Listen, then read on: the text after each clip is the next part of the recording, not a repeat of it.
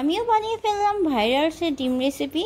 রাত বাজে 2টা, তখন পাশের রুম থেকে ছোট ভাই আমাকে এসএমএস করলো, বুবু ক্ষুধা লেগেছে, চলো কিছু বানাই। আসলে তো আমাকে দিয়ে কোনো কাজই সম্ভব না, মানে আমি কোনো কিছুই বানাতে পারি না।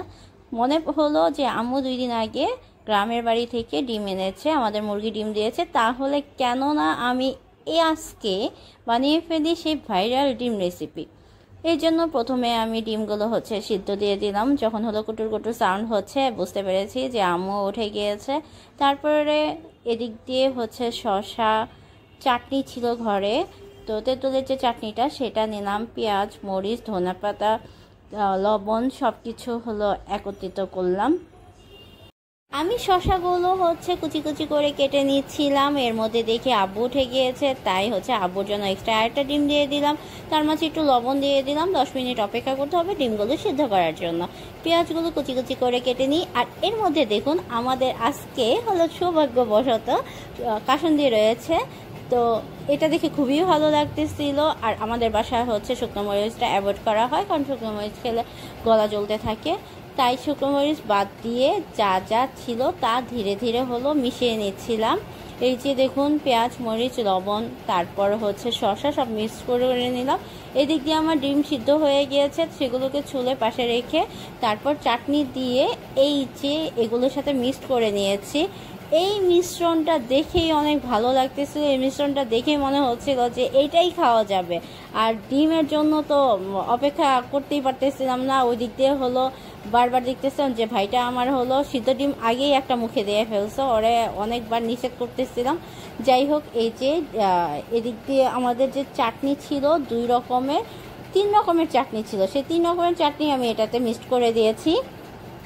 একটা চাটনি আমি এখানে দিয়ে দিয়েছি, আর একটা চাটনি রেখে দিয়েছিলাম, যদি কম মনে হয় তাহলে ওপরে দিয়ে দিব, বা ডেকোরেশনের জন্য আমি একটা চাটনি রেখে দিই। আর শেষে কাসুন্দটা অ্যাড করে নিই। আর কাসুন্দর পরিমাণও অল্প দিয়েছিলাম, কারণ যদি ওরা পছন্দ না করে কেমন না কেমন হয়।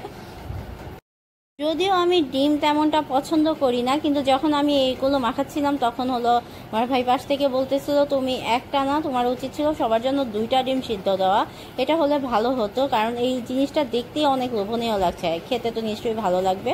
তো তারপরে একটা একটা করে ডিম এভাবে কেটে মাঝখানে আপনার চাটনিটা দিয়ে দিচ্ছিলাম, যেটা মাখিয়েছিলাম সেটা দিয়ে দিয়েছিলাম। কিন্তু এইখানে ডিম যে সিদ্ধর ব্যাপারটা সেটা আপনারা যেভাবে পছন্দ করেন সেটা করলেই ভালো হয়। অনেকে আছে যে অল্প সিদ্ধ পছন্দ করে, অনেকে বেশি সিদ্ধ পছন্দ করে। তো আমারটা যেটা ছিল এইভাবেই আমাদের বাসায় সবাই পছন্দ করে থাকে। প্রতিটা ডিম সুন্দর করে কেটে মাঝখানে এই শসার মিশ্রণটা দিয়ে দিচ্ছি। আমি ঠিক জানি না যে এটা খেতে কেমন হবে, কিন্তু মনে হচ্ছে যে চাটনির জন্য হয়তোবা একটা নতুন টেস্ট পাওয়া যাবে। এক এক করে দিয়ে দেওয়ার পরে তার উপরে আমি বাড়তি যে একটা চাটনি ছিল সেটা দিয়ে দিয়েছি। দিয়ে দেওয়ার পরে দেখতে খুবই সুন্দর লাগতেছিল, আপনারা দেখতে পারতেছেন যে আমি দিতেছি। যাই হোক, যখন লাস্টে আমি চাটনিটা দিচ্ছিলাম দেখতে ভালোই লাগতেছিল। আর তারপরে যে আগে যে মিশ্রণটা ছিল ওইখান থেকে অল্প একটু করে ঝোলের মতো যেটা ছিল আর কি, পানিটা যেটা ছিল সেটা উপর দিয়ে দিয়েছে। যখন বাসার সবাই কাছে নিয়ে গেলাম এবং সবাই একসাথে খেলাম, আমার কাছে যেটা মনে হয়েছে যে লবণটা একটু কম হয়ে গিয়েছে, একটু লবণটা দিলে বেশি ভালো হতো।